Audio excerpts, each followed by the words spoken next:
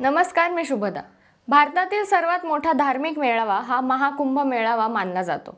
यामध्ये परदेशातून देखील करोडो लोक सहभागी होतात। यंदा 2025 मध्ये प्रयागराज येथे महाकुंभ मेळावाचा सोहळा पार पडणार आहे। या मेळाव्याची जल्लोष तयारी आपल्या सर्वांना पाहायला मिळते।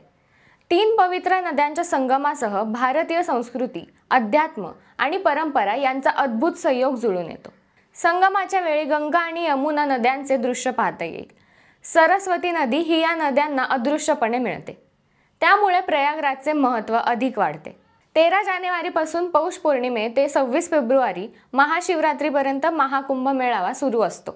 कुंभाचे पौराणिक महत्त्व समुद्र मंथन किंवा समुद्र मंथनाच्या कथेभोवती फिरते, जे देव आणि दानवांनी अमूल्य रत्ने किंवा दागिने आणि अमृता किंवा अमरत्वाचे अमृत मिळवण्यासाठी केले होते। मंद्रचल पर्वत मंथनाची काठी बनला आणि नागराजा वासुकी दोरीचे काम केले। भगवान विष्णूने स्वतः कासव किंवा कासवाचे रूप धारण केले आणि मंद्राचल पर्वताचा पाय घसरून समुद्रात बुडण्याची भीती बाळगली।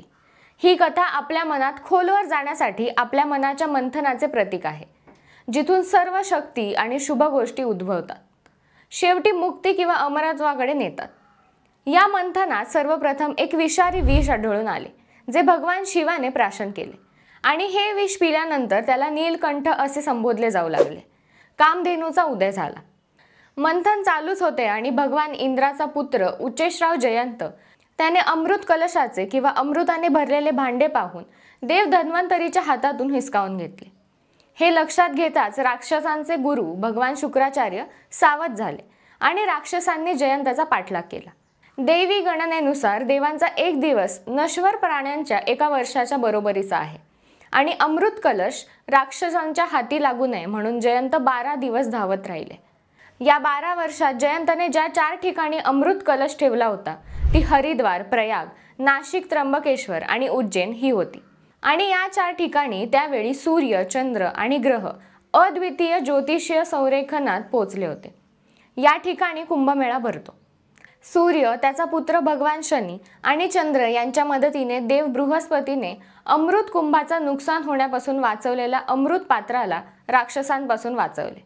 सामान्य कुंभमेळा दर 3 वर्षांनी होतो। अर्ध किंवा अर्धा कुंभमेळा दर 6 वर्षांनी हरिद्वार आणि प्रयागराज येथे भरतो।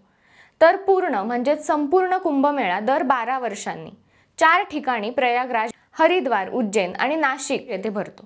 प्रयागराज येथे 144 वर्षांनंतर 12 पूर्ण कुंभमेळ्यानंतर महाकुंभमेळा साजरा केला जातो।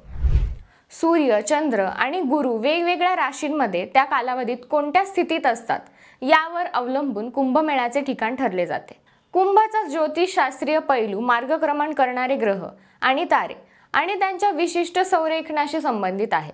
वेदांनुसार सूर्याला आत्मा किंवा जीवन देणारा मानला जातो। चंद्र हा मनाचा स्वामी मानला जातो। बृहस्पती हा ग्रह देवांचा गुरु मानला जातो।